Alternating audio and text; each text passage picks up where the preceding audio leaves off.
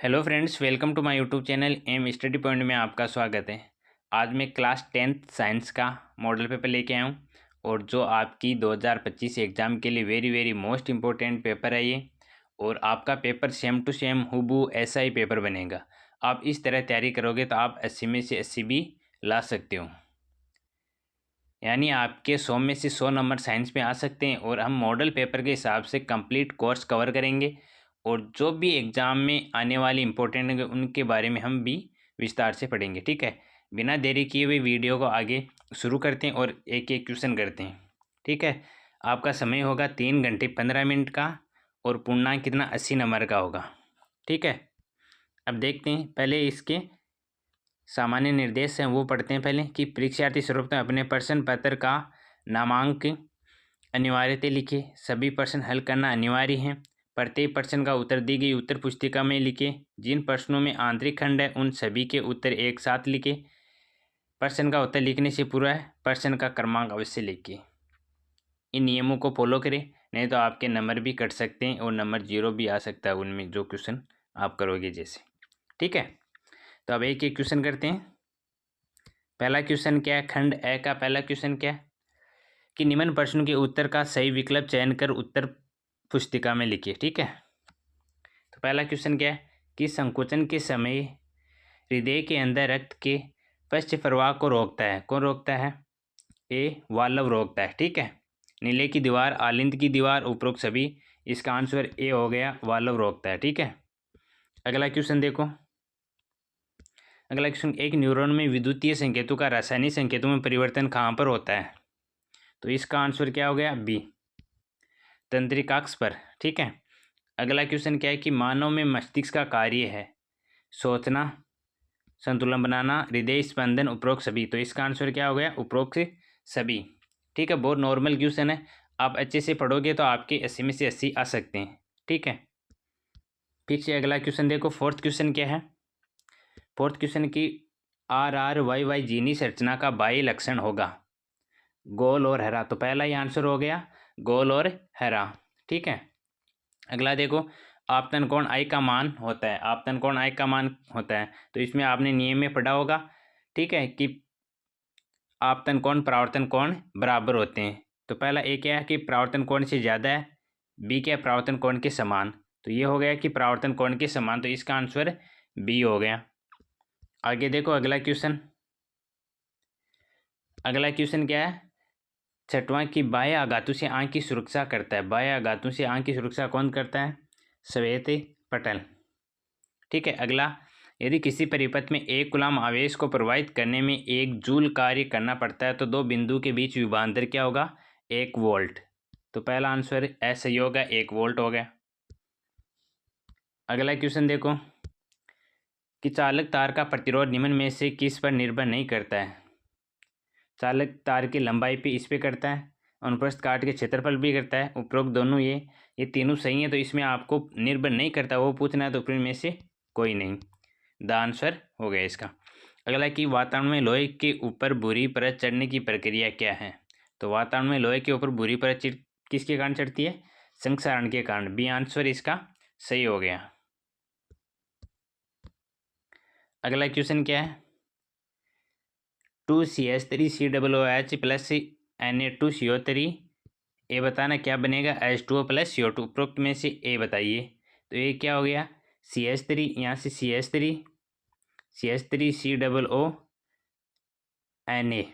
तो CH3 2CH3COONA, तो क्या हो गया? Sodium acetate, sodium acetate. अगला क्वेश्चन देखो। अगला क्वेश्चन क्या है कि धात्वियाँ संयोजकता कोष से इलेक्ट्रॉन त्याग कर किसका निर्माण करती हैं? धात्वियाँ यदि इलेक्ट्रॉन का त्याग करेगी तो धनायन का निर्माण करती है। तो बी आंसर इसका करेक्ट हो गया। अगला क्वेश्चन की O3 किसका रासायनिक प्रतीक है? तो O3 किसका रासायनिक है? ओजोन का। तो सही आंसर इसका करेक्ट हो गया। इस प्रकार आपसे जो ये क्वेश्चन है सेम टू सेम ऐसे ही क्वेश्चन मेन एग्जाम में आएंगे। जैसे यहाँ O3 किस रासायनिक, तो O3 पूछ लिया तो वहाँ आपको N2 पूछ सकते हैं, O2 पूछ सकते हैं। ठीक है, आर्गन का पूछ सकते हैं। अगला क्वेश्चन देखो, और आपके जो नंबर बनेंगी वो यहीं से बनेंगी। यदि पूरे में से पूरी उम्मीद करते हो आप कि 80 में 80 लेके आने, तो आप ऐसे मॉडल पेपर लेके आऊँगा मैं 10, उनको देखना कि छोटे क्वेश्चन आपके 1% भी गलती नहीं होने दूंगा। तो दांतों का दंत से पीएच मान कितना होने से शुरू होता है? 5.5 से कम होने पर, ठीक है। अगला क्वेश्चन कि पुष्प में नर जनन भाग का नाम क्या होता है? तो पुष्प में नर जनन भाग का क्या है? अंडाशय, वर्तिकाग्र या पुंकेसर? तो पुंकेसर हो गया इसका आंसर, ठीक है। अगला देखो 15 क्वेश्चन आएंगे जो ये ऑब्जेक्टिव होंगे। जो विद्युत चुंबक बनाया जाता है, तो विद्युत चुंबक किसका? नरम लोहे का बनाया जाता है, तो नरम लोहे का बी आंसर, ठीक है। अगले 7 क्वेश्चन है रिक्त स्थानों की पूर्ति कीजिए, ठीक है।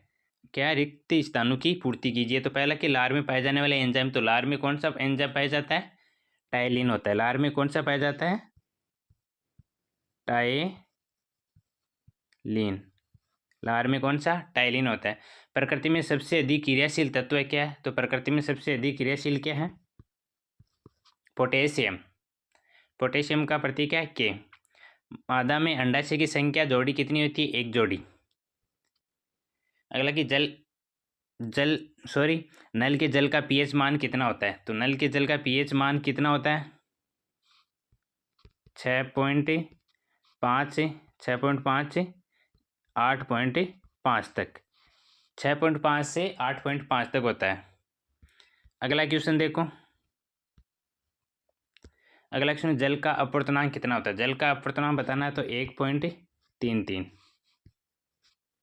अगला कि वोल्ट मीटर को सदैव परिपथ में किस में जोड़ते हैं? वोल्ट मीटर को किस में जोड़ते हैं? समांतर क्रम में। समांतर क्रम में जोड़ते हैं, ठीक है। अगला क्वेश्चन क्या है कि 7वां क्या कि सभी हरे पौधे एवं नील हरी शैवाल जिनमें प्रकाश संश्लेषण की क्षमता पाई जाती है क्या कहलाते हैं? उत्पादक। ये क्वेश्चन हो गए, ठीक है।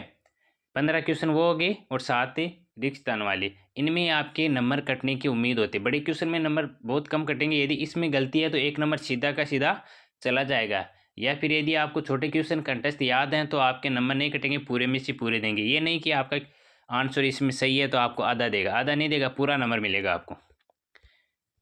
तो आप ज़्यादा से ज़्यादा छोटे क्वेश्चनों पर ज़्यादा ध्यान दें, ठीक है। और छोटे क्वेश्चन ही ज़्यादा आ रहे हैं इसमें, आपके लगभग 50% आपके ये कवर कर लेंगे, या 50 से भी ज़्यादा कर सकते हैं। ये भी छोटे क्वेश्चन है, एक एक नंबर के आ रहे हैं। एक या तो एक शब्द में लिखना है या एक लाइन में लिखना है, ये भी छोटे क्वेश्चन में आते हैं। जैसे तीसरा क्या है, अति लघु उत्तरात्मक प्रश्न बताने, जिसमें मतलब कि एक शब्द या एक पंक्ति में उत्तर लिखना है आपको। पहला क्या है कि दही में उपस्थित अम्ल का रासायनिक नाम क्या है? तो दही में कौन सा अम्ल पाया जाता है? दही में कौन सा अम्ल है इसमें? तो इसमें लैक्टिक अम्ल हो जाएगा, ठीक है।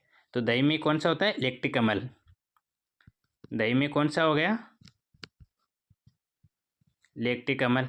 इतना लिख दिया लैक्टिक अम्ल है, तो 1 नंबर मिल गया आपको। कि निम्नलिखित तत्वों में युग्म के संयोजन से बनने वाले स्थिर द्विआधारी यौगिक के सूत्र दीजिए। Mg और Cl2 का बताना है, तो MgCl2, ठीक है। अगला क्वेश्चन देखो। हीरा विद्युत का चालन नहीं करता है, क्यों? जो हीरा है वो विद्युत का चालन नहीं करता है क्योंकि इसमें कोई मुक्त इलेक्ट्रॉन नहीं होता है। मुक्त इलेक्ट्रॉन नहीं होता है, जिसके कारण हीरा विद्युत का चालन नहीं करता है। ये कुचालक होता है, ठीक है। कार्बन का परमाणु क्रमांक होता है। जो कार्बन है, कार्बन का प्रतीक क्या होता है? पहले तो ये बताओ कि सी होता है। कार्बन का सी होता है, कितने का है? 6। क्रमांक क्या है इसका? 6।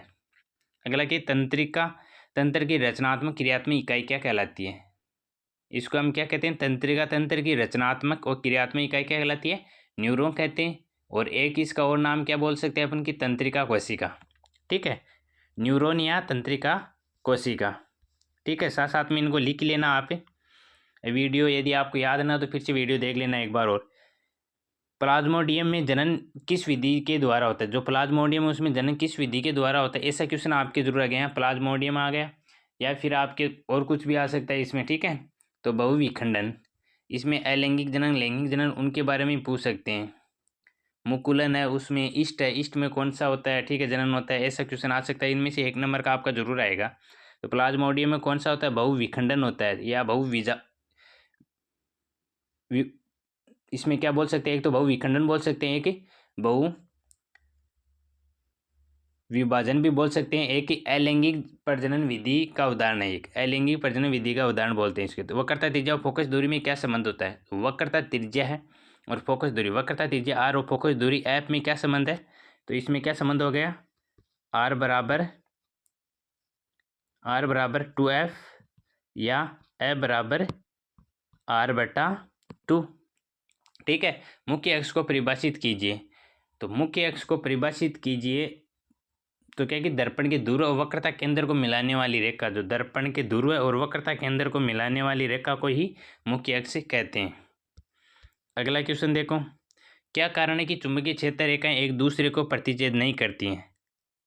यदि ये प्रतिच्छेद करेंगे तो इनकी दो दिशाएं हो जाती हैं, जो कि असंभव है। ठीक है, संभव नहीं है, यही इसका आंसर इतना ही है कि जो प्रतिच्छेद करेगी तो दो दिशाएं हो जाती हैं और जो कि असंभव है। पर्यावरण में विघटन करने वाले जीवों की भूमिका क्या है? पर्यावरण में विघटन करते हैं उनमें जीवों की क्या भूमिका है? कि कार्बनिक पदार्थों को विघटित करके पर्यावरण को साफ करते हैं। ठीक है, क्या है कि कार्बनिक पदार्थों को विघटित करके पर्यावरण को साफ करते हैं। ये आपके 10 क्वेश्चन एक एक नंबर के कंप्लीट हो गए। इसके बाद में आपके आएगा बड़े क्वेश्चन आएंगे। ठीक है, 50 शब्दों में लिखने, 4 से 15 तक। खंड क्या है? ब।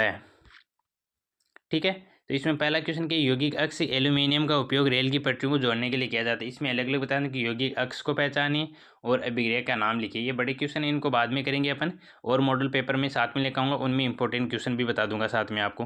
अभिक्रिया का नाम लिखिए और इसकी अभिक्रिया लिखिए। अभी तो हम मॉडल पेपर देखते हैं जो बोर्ड के द्वारा जारी किया जाता है। ठीक है, विकृत गंधिता को समझाइए, ये 2 नंबर का हो गया।